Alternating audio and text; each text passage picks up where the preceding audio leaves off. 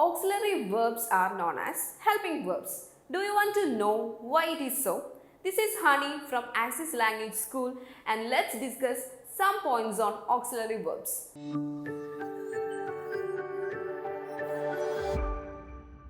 Auxiliary verbs, also known as helping verbs, help other verbs to form tenses. They are used with a main verb to form the tense and to form questions. For example, do and has. In do you know him and has he gone to Mumbai. The principal word in a predicate is called principal verb or a main verb. For example, he has done the work. Here, done is the main verb and has is the helping verb to form its tense. There are 24 auxiliary verbs plus 4 new ones. They are be is, was, are, were, am, has, have, had, do, does, did, can, could, will, would, shall, should, may, might, must, need, ought to, dare, used to, get, keep, make, let.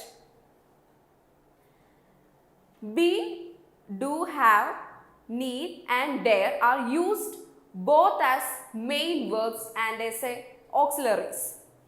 Be has various forms, namely am, is, are, was, were, been. In conventional grammar, shall is used to show determination, suggestion or command. Also, will is used for taking about the future to show determination, threat and promise.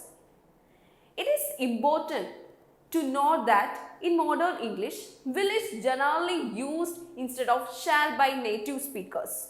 Therefore, it is better not to be worried over the minute differences between will and shall. For example, I will definitely come.